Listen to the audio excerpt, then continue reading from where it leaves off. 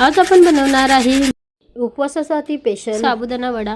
बनवायला अगदी सोपा आहे, खायला अगदी चविष्ट लागतो।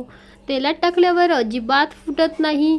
जे प्रमाण मी तुम्हाला सांगणार आहे त्या प्रमाणानुसार जर तुम्ही हे वडे केले तर खायला अप्रतिम लागतात। साबुदाणा वडा बनवण्यासाठी सर्वात आधी तर मी 1 वाटी साबुदाणा भिजवून घेतलेला आहे। साधारण 5 ते 6 तास साबुदाणा भिजवलेला आहे।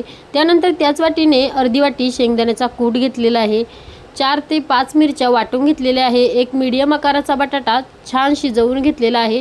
आता एका प्लेटमध्ये सर्व साबुदाणा काढायचा आहे, बटाटा घ्यायचा आहे, त्यानंतर शेंगदाण्याचा कूट, हिरवी मिरची, त्यामध्ये चवीनुसार मीठ घालायचं आहे आणि छान सर्व मॅश करून घ्यायचं आहे। तर मी इथे चमच्याने सर्व बटाटा फोडून घेतलेला आहे। आता हे सर्व जिन्नस हाताने छान मिक्स करून घ्यायचे आहेत याप्रमाणे।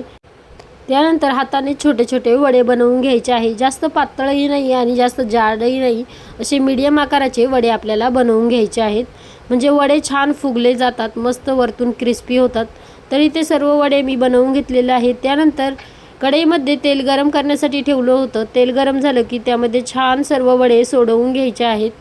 वडा स्वतःहून तेलामध्ये तरंगायला लागला की मग छान उलटून पालटून दोन्ही साईडने वडे तळून घ्यायचे आहेत।